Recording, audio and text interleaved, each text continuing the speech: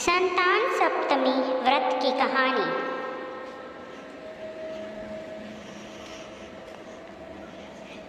भाद्रपद मास की शुक्ल पक्ष की सप्तमी तिथि को संतान सप्तमी और अनंत सप्तमी के नाम से जाना जाता है।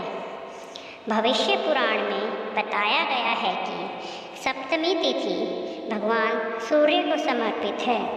सप्तमी तिथि के दिन भगवान सूर्य की पूजा अर्चना करने से आरोग्य और संतान सुख की प्राप्ति होती है। संतान सप्तमी व्रत संतान सुख प्रदान करने वाला व्रत है। इस व्रत से संतान को आरोग्य और दीर्घायु की प्राप्ति होती है।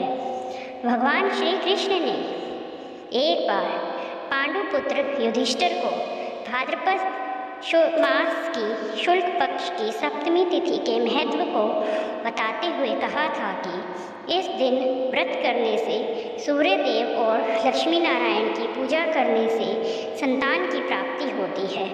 भगवान ने बताया कि इनकी माता देवकी के पुत्रों को कंस जन्म लेते ही मार देता था। लोमेश ऋषि ने माता देवकी को तब संतान सप्तमी व्रत के बारे में बताया।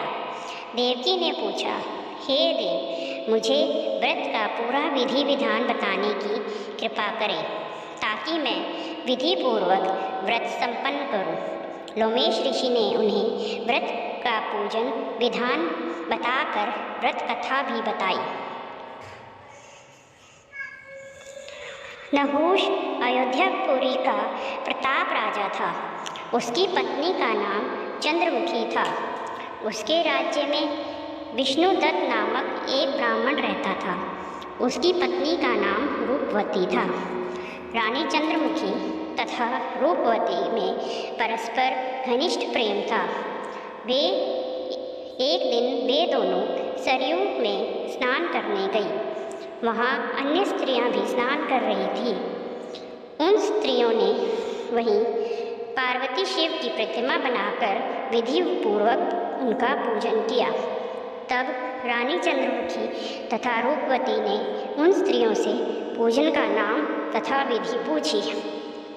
उन स्त्रियों में से एक ने बताया, हमने पार्वती सहित शिव की पूजा की है। भगवान शिव का डोरा बांधकर हमने संकल्प किया है कि जब तक जीवित रहेंगी तब तक यह व्रत करती रहेंगी। यह मुक्ताभरण व्रत सुख तथा संतान देने वाला है। उस व्रत की बात सुनकर उन दोनों सखियों ने भी जीवन पर्यंत इस व्रत को करने का संकल्प करके शिवजी के नाम का डोरा बांध लिया।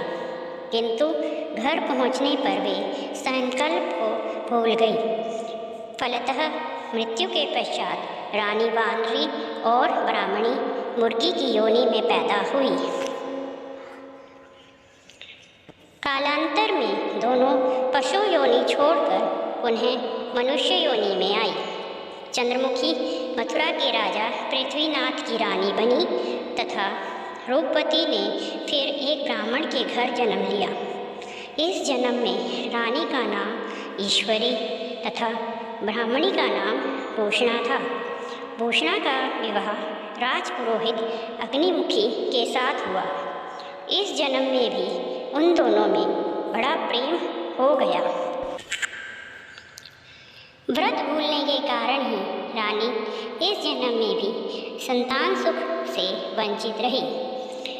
प्रौढ़ावस्था में उसने एक गूंगा तथा बहरा पुत्र जन्मा, मगर वह भी 9 वर्ष का होकर मर गया।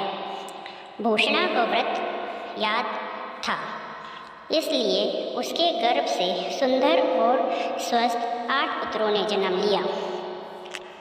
रानी ईश्वरी ने पुत्र शोक की संवेदना के लिए एक दिन भूषणा उससे मिलने गई।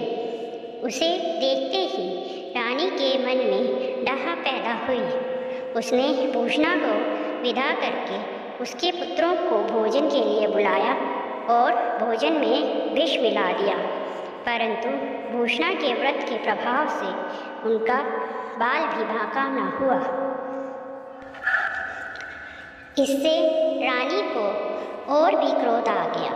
उसने अपने नौकरों को आज्ञा दी कि पुत्रों को पूजा के बहाने यमुना के किनारे ले जाकर गहरे जल में धकेल दिया जाए, किंतु भगवान शिव और पार्वती की कृपा से इस बार भी भूषणा के बालक व्रत के प्रभाव से बच गए।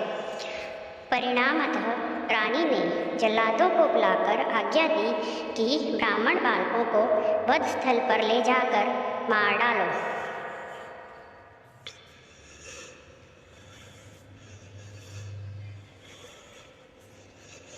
किंतु जल्लादों द्वारा बेहद प्रयास करने पर भी बालक न मर सके। यह समाचार सुनकर रानी को आश्चर्य हुआ। उसने भूषणा को बुलाकर सारी बात बताई और फिर क्षमा याचना करके उससे पूछा, किस कारण तुम्हारे बच्चे नहीं मर पाए? भूषणा बोली, क्या आपको पूर्व जन्म की बात स्मरण नहीं है? रानी ने आश्चर्य से कहा, नहीं, मुझे तो कुछ याद नहीं है। तब उसने कहा, सुनो, पूर्व जन्म में तुम राजा नहुष की रानी थी और मैं तुम्हारी सखी। हम दोनों ने एक बार भगवान शिव का डोरा बांधकर संकल्प किया था कि जीवन पर्यंत संतान सप्तमी का व्रत किया करेंगे,